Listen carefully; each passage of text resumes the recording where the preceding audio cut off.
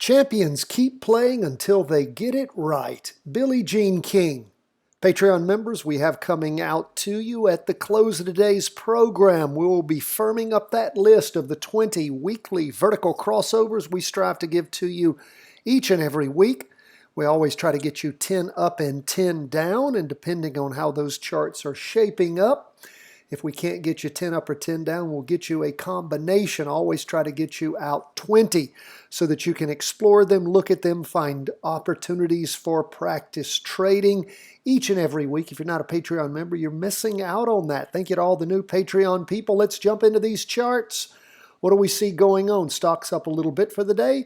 Bonds and gold are mixed. Bonds down, gold up a little, and Bitcoin down 5.17%. So let's just see how this week is shaping up. We look at the S&P 500 and still nothing for us to trade there. We don't have any clear signal. So guess what? You move on to other things that are better. You don't have to make trades on crappy charts. You just don't. And when the charts are not running the right way and you don't have the kind of movement you have for the price percent oscillator to work, then you don't trade that stock or ETF. You move on to better ground. You don't plant in the sand. You look for good fertile soil to plant in order to reap a harvest, right? We'll use that farming analogy. What do we see as far as the derivative oscillator? It's gaining upward momentum, but again, that price percent oscillator is not. A little bit higher for the week, up 0.28% for the day, so just 0.25%, not much. What's going on with the 2-day? It's slowly moving away from that red signal line. And of course, this latest 2-day candle does complete on Thursday, moving right up that trend line. So that is good for the 2-day, but again, doesn't change anything with that weekly still being negative. Look at the half-day.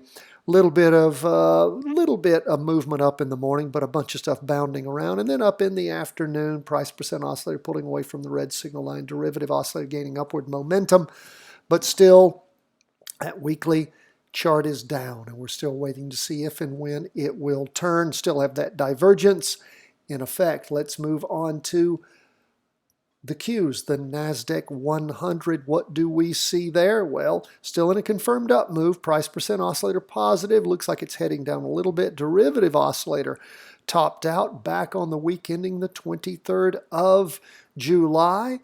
And again, has been losing a little momentum, but still positive since then. Look at the 2-day.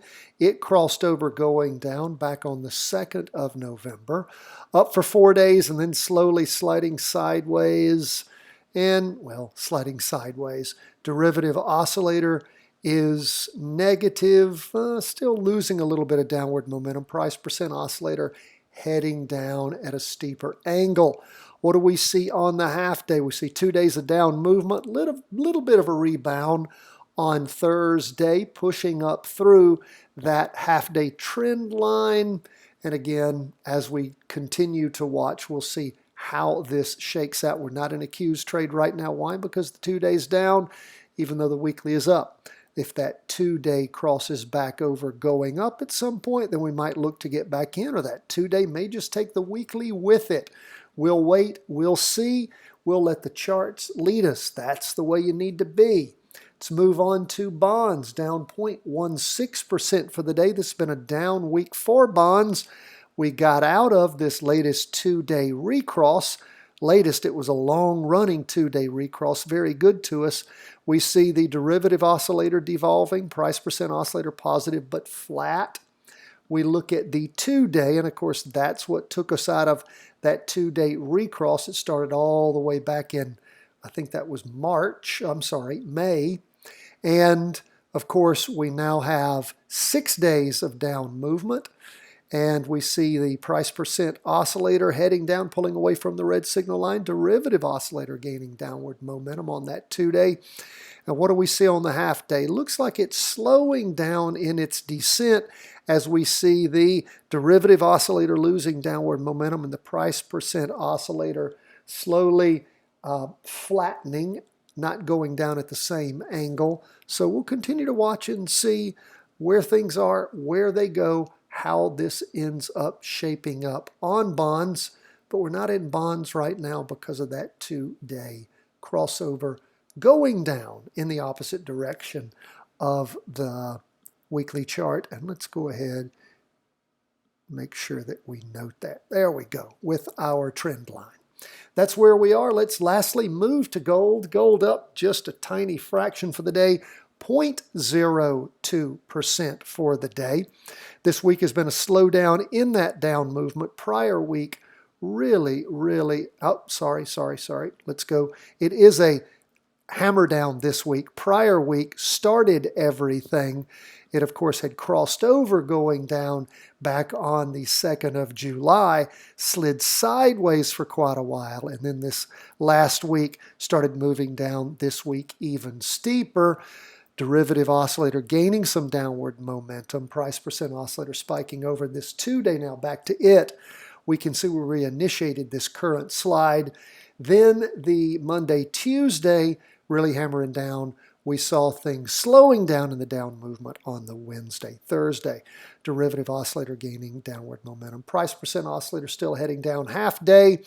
We can see where things bottomed on Tuesday and have slowly been trying to move themselves up. Really spiked up a little bit on Wednesday and then up a little after being down in the morning, up a little bit on Thursday afternoon. Like we said, only 0.02%.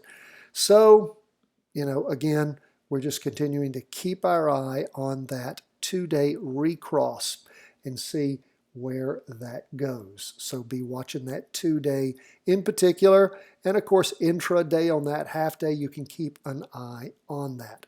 What about Bitcoin? Down 5.12%.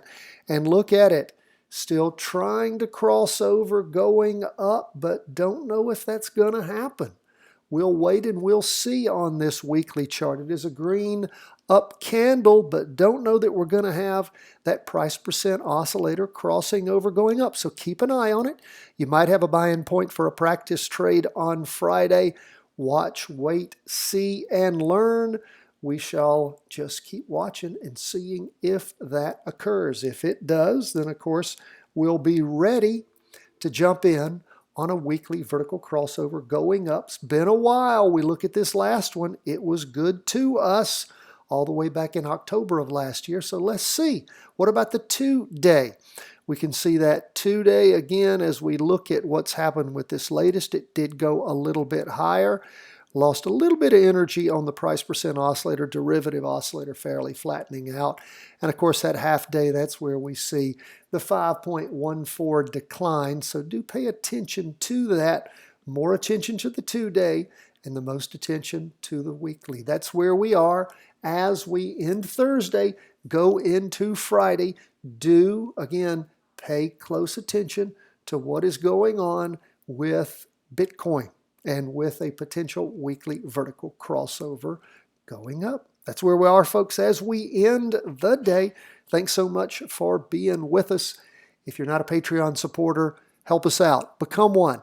Also, if you're interested in the type of software that we use here, the type of trading platform, all the great indicators, everything that you see, we use TC2000. There is a $25 off link in your show notes every day. Use that if you want to subscribe. God bless, all the best from the whole team at Charting Wealth World Headquarters.